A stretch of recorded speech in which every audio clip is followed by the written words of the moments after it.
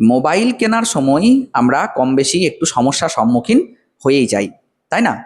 কি মোবাইল নেব, সেখানে কত জিবি র্যাম, কত জিবি রম, কত মেগাপিক্সেল ক্যামেরা হলে ভালো হয়, মেমোরি কত থাকবে, এটসেট্রা এটসেট্রা, এই নিয়ে বিভিন্ন কোয়ারি থাকে। আবার আমরা অনেকেই শুধুমাত্র র্যাম এবং মেগাপিক্সেলটা দেখি দিয়ে মোবাইল কিনে নিই। কিন্তু এটাই কিন্তু শুধুমাত্র যথার্থ নয় মোবাইল কেনার জন্য। আরও অনেক কিছু জিনিস ম্যাটার করে, সেগুলো যদি একটু জেনে রাখো তাহলে যখন ফ্ল্যাগশিপ রেঞ্জের ফোন কিনবে 25,000-এর ওপরে বা 30,000-এর ওপরে, তখন অনেকটা সুবিধা হবে। কারণ হয়তো তুমি একটা দামি ফোন কিনলে 40-50 হাজার টাকা দিয়ে, দেখা গেল যে ফোনটা কিছুদিন পর স্লো চলছে, ঠিক আছে, অ্যাপ লোডিং হতে দেরি হচ্ছে, ঠিক আছে, ক্যামেরা কোয়ালিটি আস্তে আস্তে খারাপ হয়ে যাচ্ছে। হ্যাঁ, তো তখন কিন্তু আর সমস্যায় পড়বে না। যদি এইটা ভালো করে দেখো ভিডিওটা প্রথম থেকে শেষ পর্যন্ত, তাহলে পুরো বুঝে যাবে যে কি কি দেখে মোবাইল কেনা উচিত বা কোনগুলো মাথায় রেখে মোবাইল কেনা উচিত। তো চলো দেখে নিই। আমি কয়েকটা জিনিস বলবো, মোটামুটি 15টা জিনিস আমি এই ভিডিওতে নিয়ে এসেছি, যেগুলো তোমরা একটু দেখে শুনে মোবাইলটা কিনবে।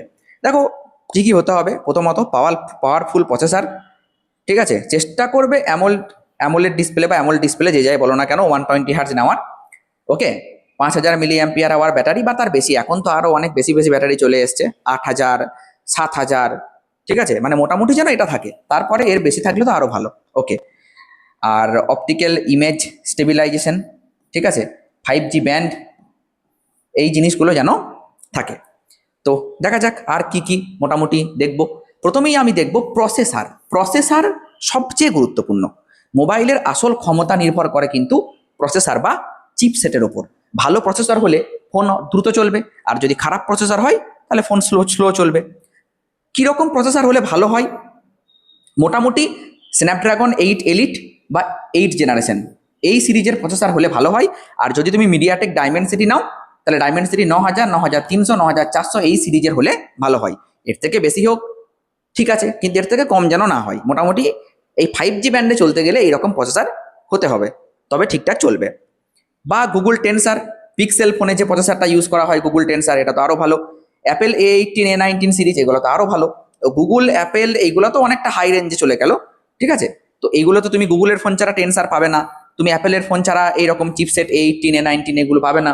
তাহলে যদি আমি অন্যান্য কোম্পানির ফোন কিনি, আমি স্যামসাং বলছি, ভিভো বলছি, ওপো বলছি, রেডমি বলছি, এই সমস্ত ফোন যদি কিনি, তাহলে আমাকে কিন্তু এই দুটো কথা মাথায় রাখতে হবে। বেশ, নেক্সট কি দেখব? 2 নাম্বার হচ্ছে র্যাম। তাহলে প্রথম কিন্তু আমি প্রসেসরকে গুরুত্ব দেব, আমি একদম গুরুত্ব অনুযায়ী সাজিয়েছি, কার কতটা ইম্পর্টেন্স সেই অনুযায়ী আমি কিন্তু সাজিয়েছি। তাহলে সব থেকে বেশি ইম্পর্টেন্স হচ্ছে প্রসেসর। ওকে, 6GB মোটামুটি সাধারণ ব্যবহারের ক্ষেত্রে থাকতেই হবে র্যাম। অধিকাংশ মানুষের জন্য আদর্শ হচ্ছে 8GB, কারণ যেভাবে আরও টেকনোলজি উন্নত হচ্ছে সেই ক্ষেত্রে হ্যাঁ এখন 8GBটা মোটামুটি চলে। 6GBও চলবে, সাধারণ ব্যবহারের ক্ষেত্রে 6GB চলবে। ওকে, আর যদি হেভি গেমিং করো, ভিডিও এডিটিং করো, তাহলে 12GB প্লাস।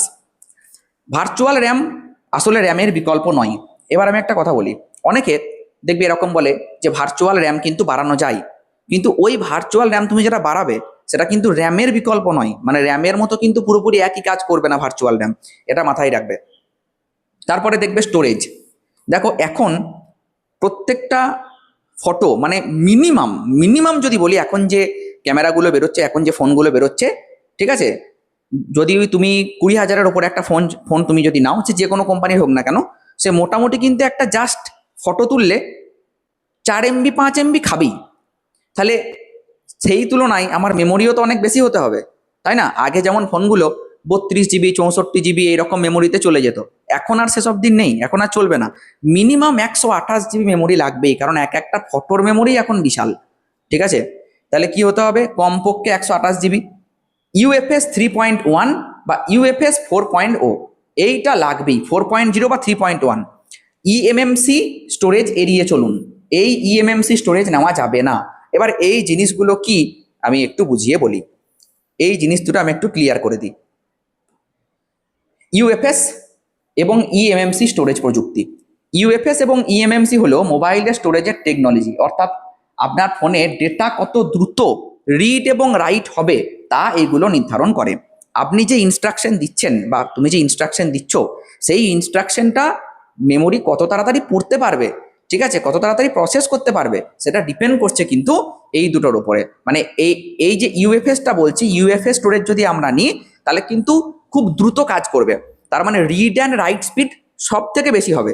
আর যদি তুমি ইএমএমসি নাও তাহলে কিন্তু রিড অ্যান্ড রাইট স্পিড অনেক কম। আগের মোবাইলগুলোতে সব ইএমএমসি স্টোরেজ ব্যবহার করা হতো। প্রসেসর তাহলে কি, মস্তিষ্কের মতো ভাবতে পারো। র্যাম কি, অস্থায়ী কাজের টেবিলের মতো ভাবতে পারো। স্টোরেজ যেটা আমি বলছি ইউএফএস বা ইএমএমসি, সেটা আলমারি যেখানে সব ফাইল, ছবি, অ্যাপ সংরক্ষিত থাকে। কিন্তু সব আলমারির দরজা সমান দ্রুত খোলে না। একদম এক্সাম্পল দিয়ে এটা বুঝিয়ে দিলাম যে সব আলমারির দরজা কিন্তু দ্রুত খোলে না, আবার দ্রুত বন্ধও হয় না, ঠিক আছে। কোনো কোনো কোনো আলমারি দরজা খোলার সময় দেখবে যেগুলো একটু জং টং ধরে যায়, হ্যাঁ, একটু সেই আওয়াজও হয়, আবার লেটও খোলে। আবার কিছু কিছু আলমারি খুব স্মুথ হয়, ইজিলি খুলে যায়, ইজিলি বন্ধ হয়ে যায়। তো এই ইউএফএসটা হচ্ছে ওই স্মুথ আলমারির মতো, আর ইএমএমসিটা হচ্ছে ওই জং ধরা আলমারির মতো। বুঝতে পেরেছো? এটা ইজি হয়ে গেল, ব্যাস। এবার দেখো আর কি কি মাথায় রাখবো, আর একটু ডিটেলসে এটা দেখা যাক। ইএমএমসি কি এটাও বলে দিয়েছি। এটা পুরনো স্টোরেজ প্রযুক্তি এবং গতি কম, অ্যাপ খুলতেও বড় ফাইল কপি হতে বেশি সময় লাগে, মাল্টিটাস্কিং তুলনামূলক ধীর।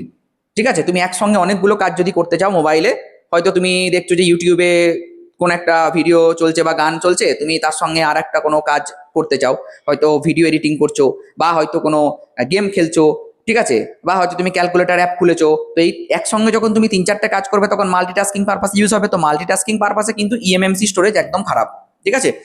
ইউএফএস ইউনিভার্সাল ফ্ল্যাশ স্টোরেজ, এইটা হচ্ছে সব থেকে ভালো। এটি আধুনিক এবং অনেক দ্রুত স্টোরেজ প্রযুক্তি। অ্যাপ দ্রুত খোলে এবং ফোন দ্রুত বুট হয়, বড় ফাইল দ্রুত কপি হয়, 4K 8K ভিডিও রেকর্ডিং ভালোভাবে সামলাতে পারে এবং মাল্টিটাস্কিং অনেক স্মুথ। ব্যাস, ক্লিয়ার হয়ে গেল। এবার আমরা চলে যাব যেখানে ছিলাম, এরপরে চলে আসছি ডিসপ্লেতে। ডিসপ্লে কি হতে হবে দেখো। ডিসপ্লে অ্যামোলেড ডিসপ্লে হলে রং সুন্দর ও ব্যাটারি সাশ্রয়ী হয়। তুমি দেখবে অ্যামোলেড ডিসপ্লেতে একটা ফটো দেখবে, সেটা যতটা ভালো দেখতে লাগবে নর্মাল ডিসপ্লেতে কিন্তু অতটা ভালো দেখতে লাগবে না, ঠিক আছে। সেই জন্য অ্যামোলেড ডিসপ্লে সবসময় প্রেফারেবল। রিফ্রেশ রেট 120 হার্টজ হলে ভালো হয়। ব্রাইটনেস কমপক্ষে 1200 থেকে 2000 নিটস। আর HDR10+ বা ডলবি ভিশন থাকলে ভালো হয়। ওকে। ব্যাটারি ব্যাটারি 5000 থেকে 6000 মিলিঅ্যাম্পিয়ার আওয়ার আদর্শ। সিলিকন কার্বন ব্যাটারি থাকলে আরও ভালো হয়। চার্জিং 45 ওয়াট থেকে 80 ওয়াট যথেষ্ট। খুব বেশি ফাস্ট চার্জিং ব্যাটারির আয়ু কমাতে পারে। এইটা অনেকেই জানে না, অনেকে মনে করে যে ফাস্ট চার্জিং হয়তো খুব ভালো। দেখবে পিক্সেল বা আইফোন, অ্যাপেলের যত ফোন আছে এরা কিন্তু ফাস্ট চার্জিং দেয় না। এরা চাইলেই তো ফাস্ট চার্জিং দিতে পারতো, একটা ফোনের দাম 60,000 70,000-এর ওপর, তাহলে সে চাইলে এক ফাস্ট চার্জিং দিতে পারতো না, দিতে পারতো। কিন্তু এসব কোম্পানিগুলো জানে যে ফাস্ট চার্জিং দিলে ফোনটা লং লাস্টিং করবে না, ব্যাটারির আয়ু তাড়াতাড়ি শেষ হয়ে যাবে। তাই ফাস্ট চার্জিং হলেই কিন্তু যে ফোন ভালো হবে তা কিন্তু নয়, ব্যাটারির আয়ু কমতে পারে। তাই এই 80 ওয়াট পর্যন্ত ঠিক আছে, এর বেশি গেলে জানতে হবে যে ক্ষতি হচ্ছে। ক্যামেরা শুধু 50 মেগাপিক্সেল বা 200 মেগাপিক্সেল মোবাইল, এই শুধুমাত্র মেগাপিক্সেল দেখে মোবাইল কিনবেন না।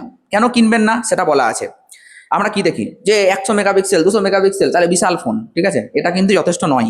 সেন্সার সাইজ দেখতে হবে, ঠিক আছে, অপটিক্যাল ইমেজ স্টেবিলাইজেশন দেখতে হবে, আলট্রা ওয়াইড ক্যামেরা ফ্যাসিলিটি আছে কিনা দেখতে হবে, ফ্রন্ট ক্যামেরা কোয়ালিটি দেখতে হবে, 4K ভিডিও রেকর্ডিং ও HDR ভিডিও হয় কিনা সেটাও দেখতে হবে। আচ্ছা, এই আলট্রা ওয়াইড ব্যাপারটা কি, মনে করো তুমি একটা বড় বিল্ডিং এর ছবি তুলবে, ঠিক আছে, কোথাও একটা ঘুরতে গেছো কোনো ঐতিহাসিক স্থানে, তো সেখানে একটা বড় বিল্ডিং আছে, তো সেটা তুমি ছবি তুলবে। তো আলট্রা ওয়াইড থাকলে কি হবে, পুরো বিল্ডিংটা একটা ফটোতে চলে আসবে, নইলে কিন্তু আসবে না। এটাই হচ্ছে ব্যাপার, বুঝতে পেরেছো? মানে অনেকটা জায়গা তুমি একসাথে ক্যাপচার করতে পারবে, ঠিক আছে।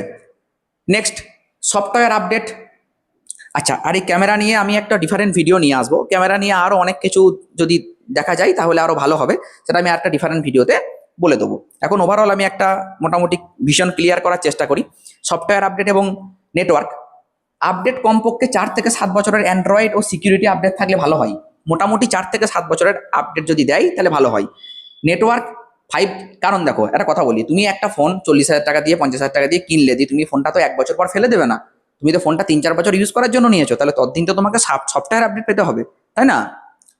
5G ব্যান্ডস বেশি থাকলে ভবিষ্যতের জন্য ভালো, ঠিক আছে। এখন তো 5G ব্যান্ড সব মোবাইলেই আছে, এটা আমি আর কিছু বলছি না। কানেক্টিভিটি ও বিল্ড কোয়ালিটি, কানেক্টিভিটি ওয়াইফাই 6 বা ওয়াইফাই 7 এবং ব্লুটুথ 5.3 বা 6.0 থাকলে খুব ভালো হয়, ঠিক আছে, এর নিচে কেনা যাবে না। বিল্ড কোয়ালিটি, গরিলা গ্লাস সুরক্ষা, অ্যালুমিনিয়াম ফ্রেম ভালো, প্লাস্টিক ফ্রেম কম দামি। নেক্সট, আইপি রেটিং, IP54 হালকা জল ও ধুলো প্রতিরোধ করতে পারে, IP68 জল ও ধুলো থেকে অনেক বেশি সুরক্ষা, অডিও, স্টিরিও স্পিকার এবং ডলবি অ্যাটমস থাকলে ভালো হয়, ঠিক আছে। ফিঙ্গারপ্রিন্ট, দেখো এইগুলোর ওপরে থাকতেই পারে, আমি মিনিমাম রিকোয়ারমেন্টটা দিয়েছি, মানে দেখো এখন যত টেকনোলজি উন্নত হচ্ছে এগুলো তো আরো হাই রেঞ্জের আসছে, তাই না? তো বুঝতেই পারছো, তো আমি মিনিমাম রিকোয়ারমেন্টের জন্য দিয়েছি, যেটা তুমি মোটামুটি দেখে নেওয়া উচিত, অবশ্যই এর নিচে কেনা উচিত নয়, আমি সেই জন্য দিয়েছি, ঠিক আছে।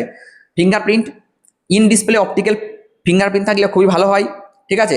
হতে পারে ইন ডিসপ্লে অপটিক্যাল, আলট্রাসনিক আরো উন্নত, সাইড মাউন্টেড, দ্রুত এবং নির্ভরযোগ্য। বেশ, এবার ইন ডিসপ্লে বা অপটিক্যাল এইটা ভালো, তাড়াতাড়ি খুলে যায়, কিন্তু খুব বেশি নির্ভরযোগ্য নয়, ঠিক আছে। আর ভালো হ্যাপটিক মোটর থাকলে টাইপিং ও ব্যবহার অনেক প্রিমিয়ার লাগে। নেক্সট, সার্ভিস সেন্টার, যদি ফোন, যেমন আমি একটা ফোন কিনেছিলাম, তো ফোনটা কিছুদিনের মধ্যেই না হুট করে দেখছি অটোমেটিক সুইচ অফ হয়ে যাচ্ছে, ঠিক আছে। তো ফোনটা ভিভোর ফোন ছিল, হ্যাঁ, সরি ওপোর ফোন ছিল। তো কাছাকাছি সার্ভিস সেন্টার না থাকার জন্য আমি তো সঙ্গে সঙ্গে যেতে পারছি না, তো আমাকে অনলাইনে সার্ভিস সেন্টারে জানিয়ে তারপরে ওরাই বাড়ি থেকে নিয়ে গেছে, তার জন্য কিন্তু একটা টাইম লেগেছে, প্রায় 15-20 দিন লেগে গেছে। তো কাছাকাছি সার্ভিস সেন্টার থাকলে ফ্যাসিলিটিটা তাড়াতাড়ি পাওয়া যেতে পারে, এইটুকুই, আর কিছু না, এগুলো একদম জেনারেল ব্যাপার, তোমরা অনেকেই জানো। আর কিছু কিছু রিভিউ দেখা যেতে পারে, heating, battery drain, camera, gaming, bugs, এই হিটিং ইস্যুটা কিন্তু একটা বিরাট প্রবলেম। আমি 4 বছর আগে একটা ফোন কিনেছিলাম, রেডমির, হয়তো ফোনটা আমার মনে পড়ছে না, ফোনটা সব কিছু ভালো, ঠিক আছে, রেডমি এনি লাইট বা এরকম কিছু নাম ছিল। তো এত হিট হচ্ছে, কিছুক্ষণ ইউজ করার পরে কিন্তু হিট হয়ে যাচ্ছে, আর ফোন যদি বেশি হিট হয় না তাহলে ব্যাটারি ড্রেন তাড়াতাড়ি হয়, এটা একটা খুব প্রবলেম, মানে হিট হচ্ছে মানে শুধু গরম হচ্ছে তা নয়, ব্যাটারি খুব তাড়াতাড়ি শেষ হয়ে যাবে। তো হিটিং প্রবলেমটা অ্যাভয়েড করতে হবে। আর মোবাইল কেনার 10টা বড় ভুল, আমরা শুধু ক্যামেরা মেগাপিক্সেল দেখে মোবাইল কিনি, এটা একদম করা যাবে না। র্যাম দেখে কেনা যাবে না, শুধুমাত্র র্যাম দেখলে হবে না, প্রসেসর না দেখে কিনলে হবে না, সফটওয়্যার আপডেট পলিসি আগে জানতে হবে, দিয়ে কিনতে হবে, ইউএফএ স্টোরেজ না দেখে কেনা যাবে না, ইএমএমসি স্টোরেজ যদি কেউ দিয়ে দেয় কেনা যাবে না, ঠিক আছে। ডিসপ্লে কোয়ালিটি উপেক্ষা করতে হবে, সার্ভিস সেন্টার, আচ্ছা মানে উপেক্ষা করলে হবে না, হ্যাঁ, ডিসপ্লে কোয়ালিটি দেখে নিতে হবে, অবশ্যই সার্ভিস সেন্টার দেখতে হবে। অচেনা ব্র্যান্ডের লোভনীয় অফারে কিনলে হবে না, কোনো একটা অচেনা ব্র্যান্ড হুট করে বাজারে এলো, দিয়ে বললো যে কি, হ্যাঁ, এই 200 মেগাপিক্সেল ক্যামেরা দিচ্ছি, এত জিবি র্যাম দিচ্ছি 15,000 20,000 টাকায়, আর আমরা গিয়ে তাড়াতাড়ি কিনে নিলাম, এসব করলে হবে না, ঠিক আছে। হয়তো ওই উপরেই দেখাবে, কিন্তু যেসব বললাম দেখা যাবে যে কি প্রসেসর সম্পর্কে সেই মানুষটা বেশি জানে না, দেখা যাচ্ছে প্রসেসরটা ফালতু দিয়ে দিয়েছে, প্রসেসর যদি ফালতু দিয়ে দেয় তো তুমি ক্যামেরা 1000 মেগাপিক্সেল নিয়েও ভালো ফটো তুলতে পারবে না। বুঝতে পেরেছো কি বলছি? শুধুমাত্র বেঞ্চ মার্ক স্কোর দেখে সিদ্ধান্ত নেওয়া হবে না, হ্যাঁ, অনেকে শুধুমাত্র এই স্কোরটা দেখে সিদ্ধান্ত নিয়ে নেয়, এইটা নিয়ে সিদ্ধান্ত নিলে হবে না, নিজের প্রয়োজন না বুঝে ফ্ল্যাগশিপ ফোন কিনলে হবে না। আমাকে আগে বুঝতে হবে যে এই ফোনটা আমার কি কাজে লাগবে, যদি কাজে লাগে তাহলে আমি ফ্ল্যাগশিপ কিনবো, নইলে শুধুমাত্র ওই শো অফ করার জন্য ফ্ল্যাগশিপ রেঞ্জের ফোন কিনে কোনো লাভ নেই, ঠিক আছে। একটা ভালো মোবাইল বেছে নেওয়ার সময় processor, display, battery, camera, software update, build quality, service, এই 7টা বিষয়কে সব থেকে বেশি গুরুত্ব দিন, এগুলো ঠিক থাকলে দীর্ঘদিন ভালো অভিজ্ঞতা পাবেন। ওকে ওকে, তো এই হচ্ছে ব্যাপার। নেক্সট, ওকে, ঠিক আছে, এত দূরই, তো চলো শেষ করছি ভিডিওটা এখানেই। তো এরকম ছোট ছোট আপডেট যদি পেতে চাও তাহলে চ্যানেলটাকে অবশ্যই সাবস্ক্রাইব করবে, আর অবশ্যই কমেন্ট করে জানাবে যে এইগুলো তোমাদের কতটা কাজে লাগছে, এই ছোট্ট ছোট্ট ইনফরমেশনগুলো। ভালো থেকো, সুস্থ থেকো, দেখা হচ্ছে নেক্সট ভিডিওতে।